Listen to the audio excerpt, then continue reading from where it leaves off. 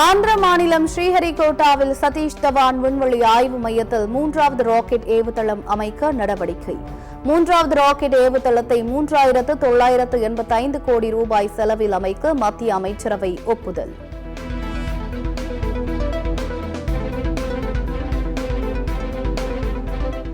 உலகளாவிய பாரத போக்குவரத்து கண்காட்சியை பிரதமர் மோடி இன்று தொடங்கி வைக்கிறார். 100க்கும் மேற்பட்ட மோட்டார் வாகனங்கள், உதிரி பாகங்கள், தொழில்நுட்பங்கள் கண்காட்சியில் அறிமுகம்.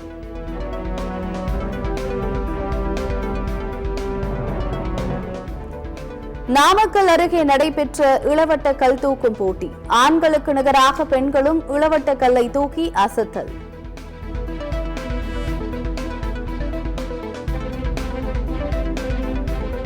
தமிழகத்தில் ஓரிரு இடங்களில் இன்று லேசானது முதல் மிதமான மழை பெய்ய வாய்ப்பு. நாளை தஞ்சை, திருவாரூர், நாகப்பட்டினம், மயிலாடுதுறை, புதுக்கோட்டை, ராமநாதபுரத்தில் கனமழை பெய்யக்கூடும். மண்டல வானிலை ஆய்வு மையம் தகவல்.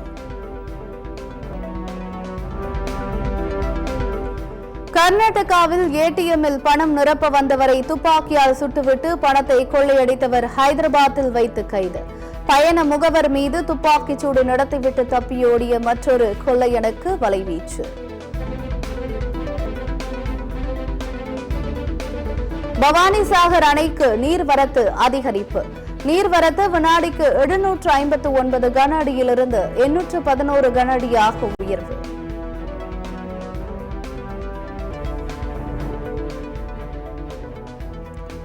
சென்னையில் இன்று மெட்ரோ ரயில்கள் சனிக்கிழமை அட்டவணைப்படி இயக்கப்படும். மெட்ரோ ரயில் நிர்வாகம் அறிவிப்பு.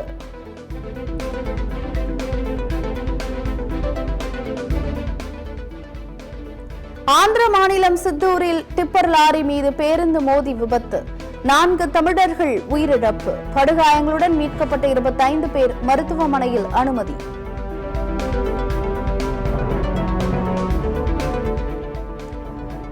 எட்டாவது ஊதியக்குழு அமைக்க மத்திய அமைச்சரவை ஒப்புதல். 8வது ஊதியக்குழு தலைவர், 2 உறுப்பினர்கள் விரைவில் நியமனம் செய்யப்படுவார்கள் என தகவல்.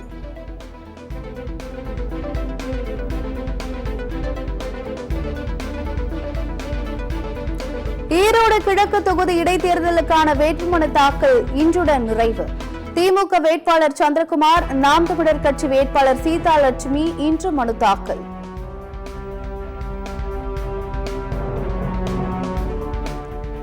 டெல்லி சட்டமன்ற தேர்தலில் வேட்புமனு தாக்கல் செய்ய இன்று கடைசி நாள்.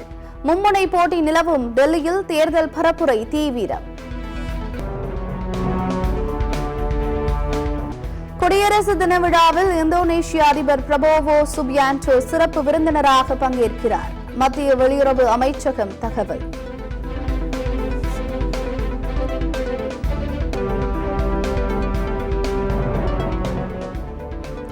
கலைஞர் பன்னாட்டு அரங்கத்துக்கு சுற்றுச்சூழல் அனுமதி வழங்கியது தமிழ்நாடு சுற்றுச்சூழல் தாக்க மதிப்பீட்டு ஆணையம். முட்டுக்காட்டில் 5 லட்சம் சதுர அடி பரப்பளவில் 525 கோடியில் கலைஞர் பன்னாட்டு அரங்கம் அமைக்கப்படுகிறது.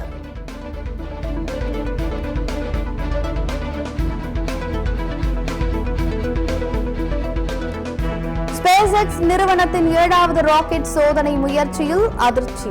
ஸ்டார்ஷிப் வெடித்து சிதறியது குறித்து விஞ்ஞானிகள் ஆய்வு.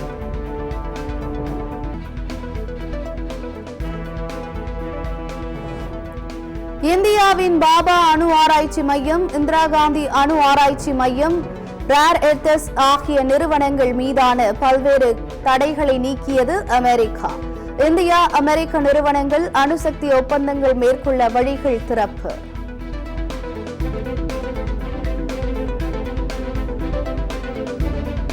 லாஸ் ஏஞ்சல்ஸில் காற்றின் வேகம் குறைந்ததால் காட்டுத்தீயை அணைக்கும் பணியில் முன்னேற்றம்.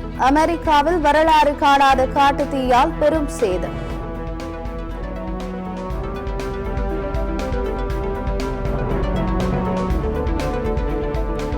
ஆஸ்திரேலியாவின் நியூ சவுத் வேல்ஸ் மாகாணத்தில் கொட்டி தீர்த்த கனமழை. மின் கம்பங்கள் சாய்ந்ததால் 1 லட்சம் வீடுகள் இருளில் மூழ்கின.